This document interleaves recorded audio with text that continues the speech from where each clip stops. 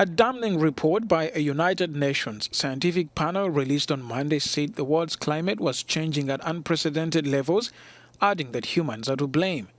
The report warned of more extreme weather in the coming years. We talked to Yuba Sokona, the vice chair of the Intergovernmental Panel on Climate Change, on what the report means for Africa. All of Africa in general is vulnerable, given the level of development. The entire continent is highly exposed to climate extremes at a relatively high level of vulnerability, which amplifies the problems that the continent is experiencing, including poverty, limited infrastructure, conflicts, and urbanization in development. And if, in some cases, in a somewhat anarchic way, climate extremes are added to all of this, it amplifies the various existing problems.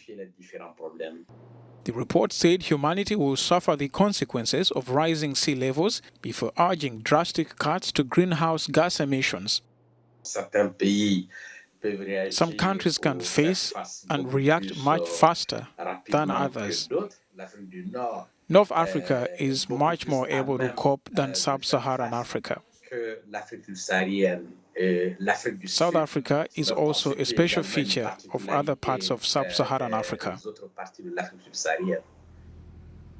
African countries, although not big emitters, will be disproportionately affected because of their limited capacity to adjust, according to experts. In industrialized countries, this is reflected in the reduction of greenhouse gas emissions.